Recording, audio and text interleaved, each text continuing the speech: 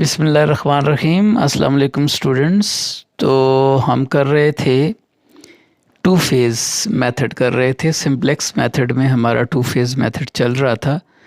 तो two phase method के लिए हमारे पास जो क्राइटेरिया होगा वो ये होगा कि एक टू फेज़ मेथड में हमारा काम ये होगा कि बेसिक फिजिबल सॉल्यूशन फाइंड किया जाए और आर्टिफिशियल वेरिएबल जो हैं हमारे पास आर्टिफिशियल वेरिएबल जो हैं are driven to zero values.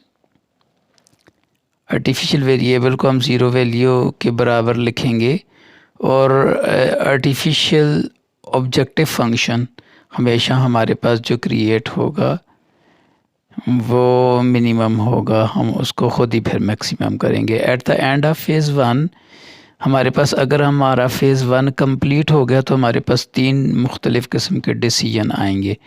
पहला डिसीजन ये आएगा कि अगर हमारे पास कोई आर्टिफिशियल वेरिएबल फ़ेज़ वन में बच गया है, वो ख़त्म नहीं हो सका, बच गया, तो फिर हमने देखना है कि उसकी राइट हैंड साइड के ऊपर हमारे पास क्या वैल्यूज़ आ रही हैं।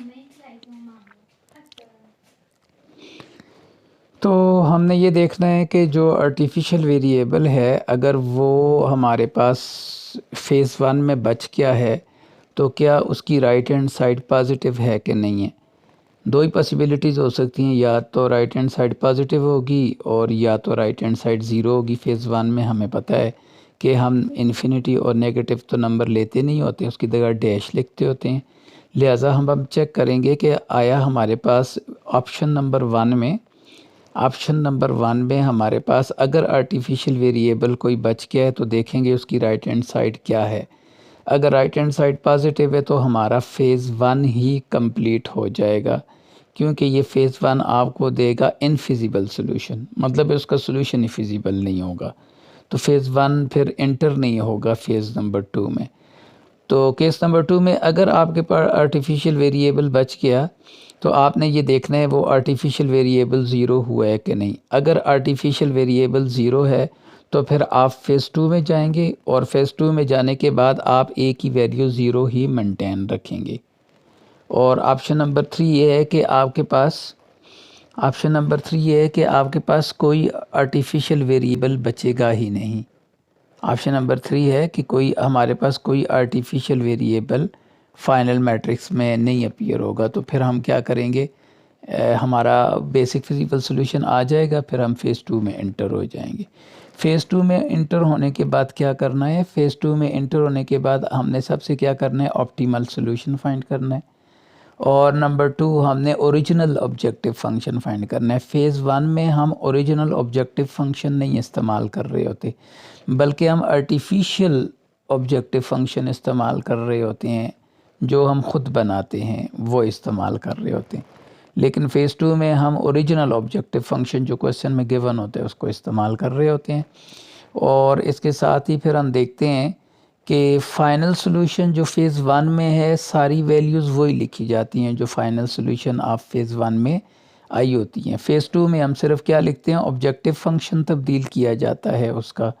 तो अभी हम एग्ज़ाम्पल्स करेंगे तो इससे बात ज़्यादा क्लियर हो जाएगी। तो हमारे पास ये क्वेश्चन है, इस क्वेश्चन में उसने हमें मैक्स जेड फाइंड करने के लिए बताया है और कांस्टेंट्स हमें गिवन है। हमने क्या करना है, इस क्वेश्चन को टू फेज़ प्रॉब्लम से सॉल्व करना है। तो सबसे पहले हम फेज़ नंबर वन में इंटर होते हैं और इस इनइक्वलिटी को स्टैंडर्ड फॉर्म में लेके आते हैं। तो ज़ाहिर है ये प्रॉब्लम इंटर हो जाएगा कहाँ पे, फेज़। अब हमें ये पता करना है कि आया ये प्रॉब्लम टू फेज़ में हल हो सकता है कि नहीं। तो ज़ाहिर है वो प्रॉब्लम फ़ेज़ टू में हल होगा जिसमें हमारे पास आर्टिफिशियल वेरिएबल इंट्रोड्यूस हो जाएंगे। सिर्फ वो प्रॉब्लम हम जो है वो टू फेज़ मेथड में हल कर सकते हैं। अगर कोई आर्टिफिशियल वेरिएबल इंट्रोड्यूस नहीं हो सका तो हम उस प्रॉब्लम को फ़ेज़ टू में लेके हल नहीं कर सकते। तो हमने देखा यहाँ पे ये हमारे पास जो इनइक्वालिटी है, ये जो हमारे पास इनइक्वालिटी है दिस इज़ ग्रेटर, और ग्रेटर इनइक्वालिटी ही हमें बताती है कि यहाँ पे अब हमने S2 इंट्रोड्यूस किया। S2 इंट्रोड्यूस करने के साथ ही अब जब आप S2 को चेक करेंगे तो S2 की वैल्यू -S2 होगा तो -S2 की वैल्यू -6 आ जाएगी। तो S2 बेसिस में इंटर नहीं हो सकेगा। तो ज़ाहिर है हमें बेसिस में इंटर होने के लिए एक वेरिएबल चाहिए होते। तो अब हम यहाँ पे इस इनइक्वालिटी में इस वाली इनइक्वालिटी में हम आर्टिफिशियल वेरिएबल इंट्रोड्यूस करेंगे। मतलब है यहाँ पे -S2 भी इंट्रोड्यूस होगा और +A1 भी साथ इंट्रोड्यूस होगा। तो जब हम इसको ऑब्जेक्टिव फंक्शन लिखेंगे इसके लिहाज से, तो इसका ऑब्जेक्टिव फंक्शन लिखा हुआ था, प्रॉब्लम में बताया था कि फ़ेज़ 1 में जब भी ऑब्जेक्टिव फंक्शन लिखा जाता है वो हमेशा minimise as the sense of minimisation लिखा जाता है। तो हमने मिनिमाइज़ किया, minimise z is equal to A1, लेकिन मैक्सिमाइज़ में ये क्या हो जाएगा -A1। हमने ऑब्जेक्टिव फंक्शन भी लिख लिया और हमने क्या किया, अब हम ये वाला ऑब्जेक्टिव फंक्शन इस्तेमाल करेंगे। ये वाला ऑब्जेक्टिव फंक्शन फ़ेज़ 2 में काम आएगा। अब इस ऑब्जेक्टिव फंक्शन में और इन इनइक्वालिटीज़ को टेबल की शक्ल में लिखा। तो यहाँ पे हमारे पास CJ और CG की वैल्यूज़ और यहाँ पे CB की वैल्यूज़ और यहाँ पे बेसिस की वैल्यूज़। तो बेसिस में अब कौन कौन इंटर होना चाह रहे हैं? बेसिस में इंटर होना चाह रहे हैं S1 इंटर होना चाह रहे हैं, और क्योंकि X1 और X2 को 0 पुट करें तो हमारे पास यहाँ पे X1 और X2 को 0 पुट करें तो यहाँ पे S1 पॉजिटिव आता है, लिहाजा S1 इंटर होना चाह रहा है। और यहाँ पे X1, X2 और S2 की वैल्यू 0 पुट करें तो हमारे पास A जो है वो X1, X2 की वैल्यू 0 पुट करें तो A की वैल्यू आती है 6 + S2, तो ये भी पॉजिटिव नंबर आता है। तो इसका मतलब ये है कि A1 बेसिस में इंटर होना चाह रहा है जबकि S2 बेसिस में इंटर होना नहीं चाह रहा। तो लिहाजा मैंने ये यहाँ पे देखें, यहाँ पे S1 और S2 को बेसिस में इंटर किया और इसके साथ ही जो हमने फ़ेज़ 1 का ऑब्जेक्टिव फंक्शन बनाया है, ये फ़ेज़ 1 का ऑब्जेक्टिव फंक्शन है। इसमें लिखा हुआ है 0x1 0x2 +0s1 +0s2 और -A1। This is objective function of phase 1।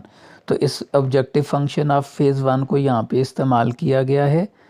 तो यहाँ पे x1 की वैल्यू 0, x2 की वैल्यू 0, s1 की वैल्यू 0, s2 की वैल्यू 0 और a1 -1, और जो बेसिस में इंटर हुए हैं वो दो नंबर हैं, वो 0 और -1 है।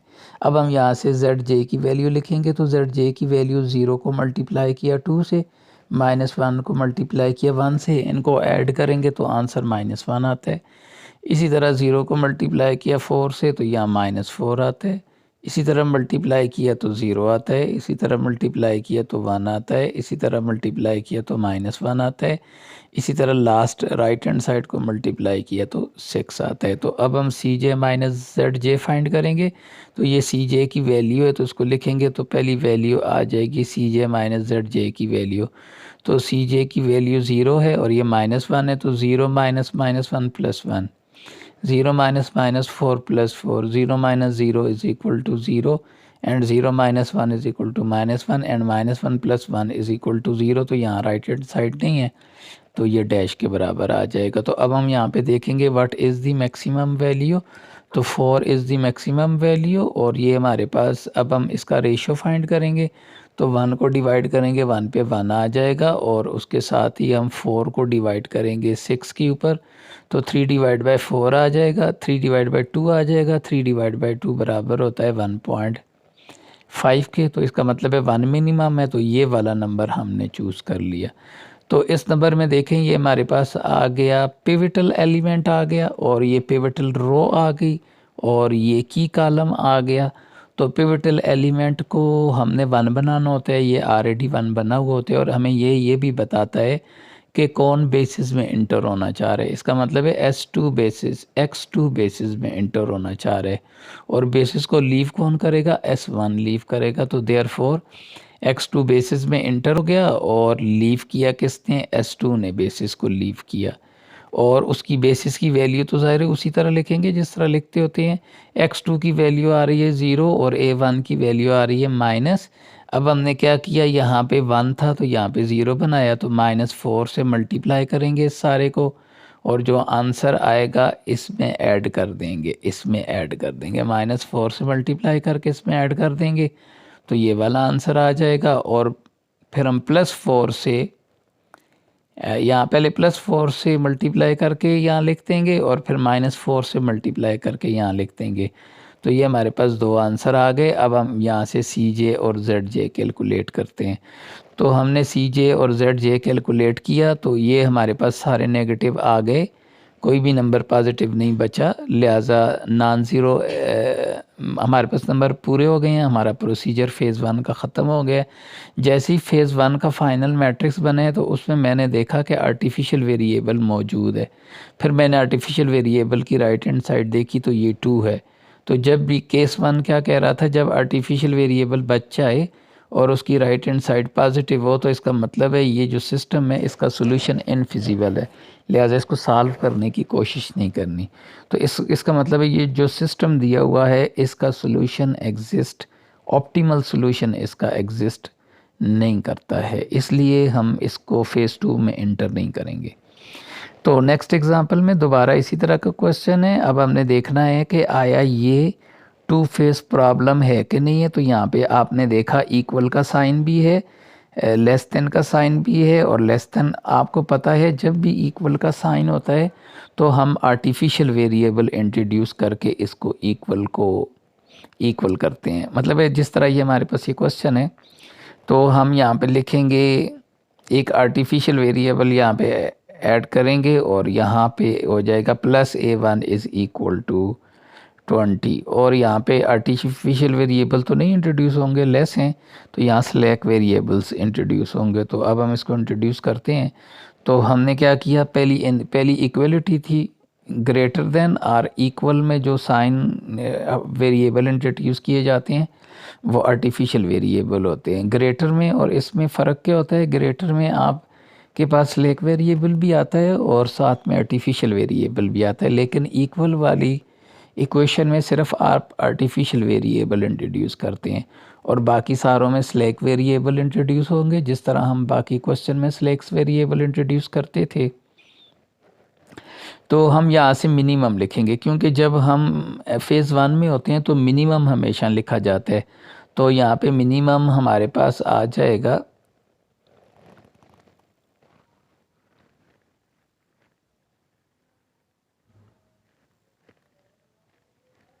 यहाँ पे मिनिमम हमारे पास आ जाएगा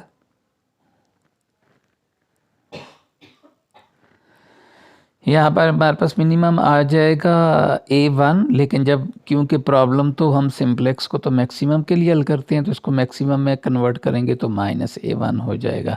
अब फ़ेज़ 1 शुरू हो गया। फ़ेज़ 1 में जिस तरह हम नंबर लिखते होते हैं बिल्कुल सारे उसी तरह लिखे। फिर सी जे और जेड जे की वैल्यू फाइंड की, वो ज़ाहिर है जेड जे की वैल्यू फाइंड करते हैं 1 × 2 -2 और 0 × 6 6 -2 + 0 + 0 दिस इज़ इक्वल टू -2। अब -2 ये आंसर आया है, इसको 0 लिखेंगे, क्या 0 - -2 इज़ इक्वल टू +2 हो जाएगा। इसी तरह बाकी नंबरों को भी लिखा गया। तो अब हम यहाँ पे सिंप्लेक्स मेथड की मदद से देखेंगे which number is maximum. So 2 is maximum number, तो हमने ये वाला कॉलम सेलेक्ट किया, दिस इज़ आवर की कॉलम, और जाके हमने इसको राइट हैंड साइड को डिवाइड किया इन नंबरों के साथ। तो 10 को डिवाइड किया हमने, यहाँ पे जो नंबर आ रहा है इसमें 2 आ रहा है, तो 20 को डिवाइड किया 2 के साथ तो 10 आ गया। इसके बाद हमने डिवाइड किया दूसरा नंबर 6 के साथ डिवाइड किया 76 को, तो 38 / 3 आ रहा है, और नेक्स्ट 8 को डिवाइड किया 50 के साथ तो 25 / 4 आ रहा है। तो इनमें सबसे कम नंबर कौन सा है, 25 / 4 सबसे कम है। तो अगर ये सबसे कम है तो अब हमने यहाँ पे इस नंबर को सिलेक्ट किया। अब हमें पता चल गया कि इंटर कौन हो रहा है बेसिस में, x1 बेसिस में इंटर हो रहा है, और लीव कौन कर रहा है बेसिस को, s2 बेसिस को लीव कर रहा है। तो अब ज़ाहिर है ये 8 है, तो साथ में हमने x1 को बेसिस में इंटर भी कर दिया और उसकी वैल्यू भी साथ लेके आ गए। और हमने यहाँ क्या किया, सबसे पहले इसमें 8 डिवाइड किया, तो क्योंकि हमने 1 बनाना होता है, ये पिवटल एलिमेंट बन जाता है। पिवटल एलिमेंट का काम ही है कि वो 1 बने और बाकियों को 0 बनाए। तो ये 1 हो जाएगा। ये 1 कैसे हो सकता है? अगर इस पूरी रो को 8 के साथ डिवाइड कर दिया जाए तो ये 1 बन जाएगा। अब हमने क्या करना है, इधर और इधर 0 बनाने हैं। तो ये जो 1 बना है -6 के साथ, पूरी लाइन को -6 के साथ मल्टीप्लाई करके इधर लिखना है, और फिर इस पूरी लाइन को -2 के साथ मल्टीप्लाई करके इधर लिखना है। तो मैंने कैलकुलेटर से इनको कैलकुलेट किया, तो मेरे पास ये वाले आंसर्स आते हैं। ठीक है, अब मैंने दोबारा यहाँ से ZJ फाइंड किया। तो जब ZJ की वैल्यू मैंने फाइंड की, तो ज़ाहिर मल्टीप्लाई करके फाइंड करते हैं, तो ये मेरे पास ZJ की वैल्यूज़ आ गई। अब यहाँ से मैंने CJ माइनस ZJ किया, तो अब यहाँ पे मेरे पास ये वाली वैल्यू मैक्सिमम आ रही है। तो ये वाला कॉलम सेलेक्ट किया, इसको इधर डिवाइड किया तो मेरे पास रेशियो बना। रेशियो में 30/7 इज़ मिनिमम, ये मिनिमम है, तो लिहाजा ये मैंने सेलेक्ट किया। तो अब लीव कौन कर रहे हैं? बेसिस को लीव कर रहा है A1, और बेसिस में इंटर कौन हो रहा है? X2। तो नेक्स्ट स्टेप में आपने इसको 1 भी बनाना है, मतलब है आपने 4/7 से पूरी को मल्टीप्लाई करना है। तो नेक्स्ट स्टेप में आ गए, मैंने उससे मल्टीप्लाई कर दिया, ये 1 बन गया, और साथ ही बेसिस में X2 इंटर भी हो गया। अब ये 1 बना है, तो ऊपर ये जो 1 बनाया है हमने, इस नंबर को 7/X2 जहाँ पे इंटर हुआ है, तो इसको हमने 1 बनाया, तो ये सारे नंबर 0 बनाए। वो प्रोसीजर मैंने आप लोगों को सिखाया हुआ है। फिर मैंने CJ फाइंड किया और ZJ फाइंड किया। CJ ZJ फाइंड करने के बाद मैंने देखा कि हमारा प्रोसीजर एंड हो गया, क्योंकि कोई भी आपके पास पॉजिटिव वैल्यू नहीं रही, तो प्रोसीजर एंड हो गए। Here now artificial variable is appeared, and आप देखें यहाँ artificial variable is does not appeared नहीं हुआ, इसका मतलब है आपका बेसिक फिजिबल सोल्यूशन आ गया। अब बेसिक फिजिबल सोल्यूशन जब भी आते हैं तो आप फेज़ 2 में एंटर होते हैं। फेज़ 2 में एंटर होने के बाद सारी चीज़ें यहाँ पे उसी तरह लिखी जाती हैं, लेकिन ऑब्जेक्टिव फंक्शन को छोड़ के। तो ये देखें, ये सारी चीज़ें उसी तरह लिखी गई हैं, लेकिन ये जो ऑब्जेक्टिव फंक्शन लिखा गया है, ये ओरिजिनल ऑब्जेक्टिव फंक्शन लिखा गया। तो ओरिजिनल ऑब्जेक्टिव फंक्शन हमारे पास क्या था? 5 - 4 + 3। तो ये हमारा ओरिजिनल ऑब्जेक्टिव फंक्शन था। तो ये लिखा गया 5 - 4 + 3, S1 0 आता है ऑब्जेक्टिव फंक्शन में, और S2 भी 0 आता है ऑब्जेक्टिव फंक्शन में। और यहाँ पे बेसिस में कौन कौन इंटर हो चुका था? यहाँ से देखें, X2 इंटर हो चुका था और X1 इंटर हो चुका था, लिहाजा माइनस यहाँ पे इंटर हो चुका है -4, और यहाँ पे इंटर हो चुका है 5 इंटर हो चुका है। तो अब CJ ZJ दोबारा कैलकुलेट किए, तो दोबारा कैलकुलेट करने के बाद पता चला कि ये फेज़ 2 भी एंड हो गया है, क्योंकि सारी वैल्यू हमारे पास क्या आ चुकी हैं? ये सारी वैल्यू आ चुकी हैं नेगेटिव या नॉन ज़ीरो नेगेटिव वैल्यूज़ आ चुकी हैं। क्योंकि पॉजिटिव वैल्यू हो तो प्रोसीजर आगे कंटिन्यू की जाते हैं। ये सारी वैल्यूज़ हमारे पास क्या हैं? लिहाजा प्रोसीजर एंड हो गया। लिहाजा X2 की वैल्यू आ गई हमारे पास 30/7, और X1 की वैल्यू आ गई 55/7, और मैक्सिमम वैल्यू आ गई 155/7, और ये हमारे पास क्या आ गया? फिजिबल सोल्यूशन आ गया जी। तो नेक्स्ट क्वेश्चन आ गया हमारे पास। नेक्स्ट क्वेश्चन में हमने ये देखना है कि आया हमारा प्रॉब्लम किस तरह बिहेव कर रहा है, आया ये 2 फेज़ प्रॉब्लम में इंटर हो रहा है कि नहीं। तो आपने देखा यहाँ पे ये इनइक्वालिटी ग्रेटर है, तो इनइक्वालिटी ग्रेटर है तो इसका मतलब है आप फेज़ 2 में इंटर हो सकते हैं। तो ज़ाहिर है यहाँ पे आप दो स्लैक वेरिएबल्स इंट्रोड्यूस करेंगे, एक ये स्लैक वेरिएबल इंट्रोड्यूस किया और एक ये, और तीसरा स्लैक वेरिएबल जो इंट्रोड्यूस किया इसके साथ आर्टिफिशियल वेरिएबल भी इंट्रोड्यूस होगा। तो जब भी आप यहाँ इंट्रोड्यूस करते हैं तो हमेशा मिनिमम Z फेज़ 1 के लिए आता है, और हम क्योंकि सिंप्लेक्स मेथड हल कर रहे हैं तो फेज़ 1 में तो क्वेश्चन हल नहीं करता सिंप्लेक्स मेथड, तो इसको फेज़ 2 में लेके जाना है। तो फेज़ 2 में फेज़ 1 को अगर आप मैक्सिमम लिखेंगे तो -A1 हो जाएगा। अब फेज़ 1 के प्रॉब्लम को आपने स्टार्ट किया, तो आपने लिखा बेसिस में कौन कौन सी चीज़ें इंटर हो रही हैं? S1 इंटर हो रहा है, S2 इंटर हो रहा है और A1 इंटर हो रहा है और उनकी वैल्यूज़ लिखी। यहाँ पे ऑब्जेक्टिव फंक्शन लिखा सारा, ऊपर CJ की वैल्यू ऊपर लिखी सारी और बेसिस में यहाँ पे आ गया x1, x2, x3, s1, s2, s3, a1। अब इक्वेशन नंबर 1 से ये सारी वैल्यू लिखी, इक्वेशन नंबर 2 से ये सारी वैल्यू लिखी और इक्वेशन नंबर 3 से ये वैल्यू लिखी। हम जेड जे फाइंड करेंगे तो इनको मल्टीप्लाई किया, 0 मल्टीप्लाई 4 0, 0 मल्टीप्लाई 3 0, -1 मल्टीप्लाई 2 -2 और उसको क्या किया हमने यहाँ पे सी जे से, ये सी जे है तो 0 + 2 2 हो जाएगा। इसी तरह बाकी नंबर भी लिखे हमने देखा। अब इनमें सबसे मैक्सिमम वैल्यू कौन सी है, तो मैक्सिमम वैल्यू हमारे पास 3 है। तो 3 को हमने क्या करना है, यहाँ पे की कॉलम बना लेना है और यहाँ पे आप लोगों ने इनके रेशो के साथ डिवाइड कर देना। तो ये हो जाएगा, आप इसको डिवाइड करें तो ये हो जाएगा 6 -6 और 3। तो माइनस वाला नंबर तो डिवाइड करते नहीं होते हैं, वो आपको पता है क्योंकि नेगेटिव नंबर नहीं लिखते होते। तो 8 के साथ डिवाइड किया 6 को तो 4/3 आता है, ये नेगेटिव आया तो डैश आता है और ये 4 है तो 3 के साथ डिवाइड करेंगे। अगर यहाँ पे 3 है तो 3 के साथ डिवाइड करेंगे तो 4/3 हो जाएगा। Know what is minimum number, 4/3 minimum number, दोनों मिनिमम है। तो ये केस ऑफ डीजेनरेसी है। अब आपकी मर्ज़ी है, इसमें से कोई एक नंबर को आप सेलेक्ट कर लें। अगर वो ठीक हो जाते तो उसी के साथ कंटिन्यू करेंगे। तो मैंने ये पहला नंबर सेलेक्ट कर लिया है। सेलेक्ट करने के बाद मुझे पता चला कि x2 बेसिस में इंटर हो रहा है और s1 बेसिस को लीव कर रहा है। अब मैंने 6 को 1 के इक्वल बनाना है।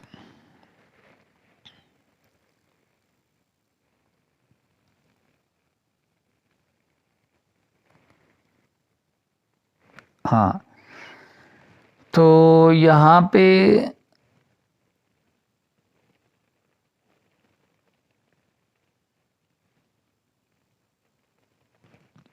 मैंने इसको 1 बना लिया था। तो 1 बनाने के बाद ज़ाहिर है यहाँ पे 0 बना लिए, फिर जेड जे कैलकुलेट किया और सी जे माइनस जेड जे कैलकुलेट किया। तो अब कोई भी नंबर पॉजिटिव नहीं है, लिहाजा हमारा प्रोसीजर ख़त्म हो गया। लेकिन प्रोसीजर ख़त्म होने के साथ साथ आर्टिफिशियल वेरिएबल भी, अब ये फाइनल मैट्रिक्स में आर्टिफिशियल वेरिएबल बच गया है। अब ये आर्टिफिशियल वेरिएबल की राइट हैंड साइड देखिए, ये 0 के बराबर है। अब आपने करना क्या है, फेज़ 2 में आर्टिफिशियल वेरिएबल को 0 ही मेंटेन रखना है, इसको ख़त्म नहीं होने देना।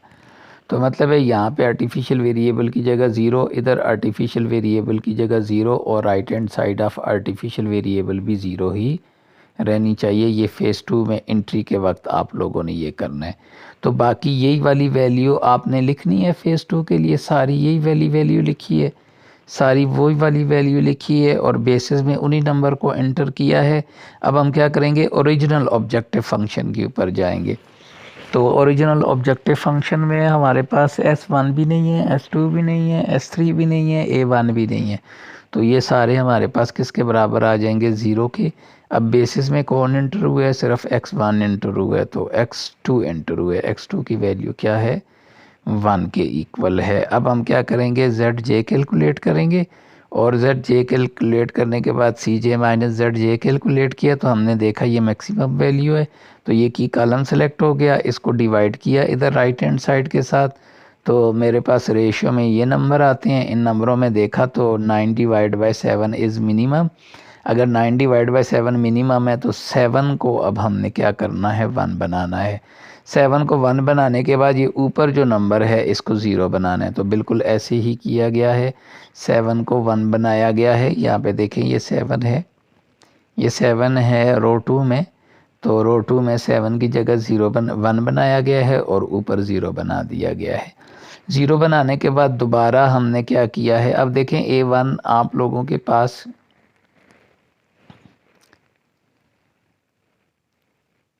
ये देखें A1 हमने मेंटेन रखा हुआ है। यहाँ पे देखें A1 0 है और यहाँ पे भी A1 0 है, यहाँ पे भी A1 0 है। हमने A1 को 0 मेंटेन रखना है।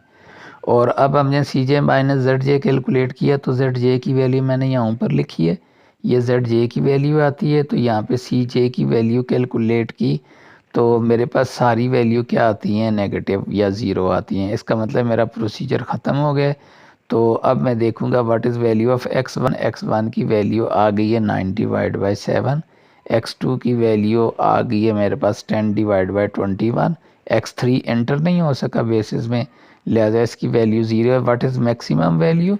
मैक्सिमम वैल्यू ये आ रही है 64 डिवाइड बाई 21, तो ये हमारी मैक्सिमम वैल्यू। ये 3 पॉसिबल केसेस हैं। जब आप फ़ेज़ 2 में इंटर होते हैं तो फ़ेज़ 2 में इंटर होने के बाद आप ये 3 काम करते हैं।